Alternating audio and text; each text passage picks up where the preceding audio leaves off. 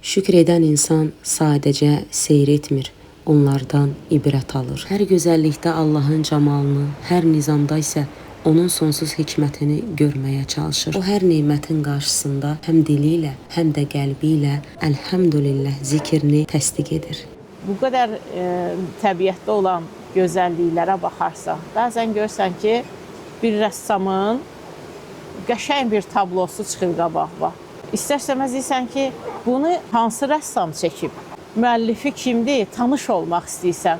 Biz də təbiətə baxdıqca öz heyranlığımızı bu ana təbiəti ki, gözəllikdə yaradan həqiqətən də Allah Taaladır ki, öz qüdrəti ilə, qüdrət nişanəsi ilə xəlq eləyib. Təbii ki, biz daima Allahın bizə verdiyi bu nemətlərə görə sonsuz təşəkkürümüzü və şükrümüzü bildirməliyik. İsra surəsinin 44-cü ayəsində yenə də Rəbbimiz buyurur: 7 göy, 7 yer və onlarda olanlar onu təsbih edir.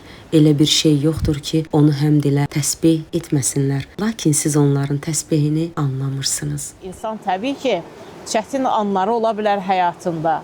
Onda da gərək insan şükür eləsin. Dilindən heç vaxtı Allah zikri tərk olmasın. Bəzən insan namkör olur. Axırda bir üsyankarlıqla başına gələn hər hansı bir hadisənin, bədbəxt bir hadisəyə naşükürlük edir. Amma insan bilməlidir ki, Allah Taaladan hər nə gəlirsə onun xeyrinədir.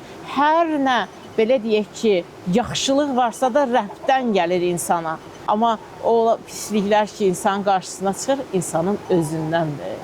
Ona görə daima biz qəlbən Allaha şükür etməliyik.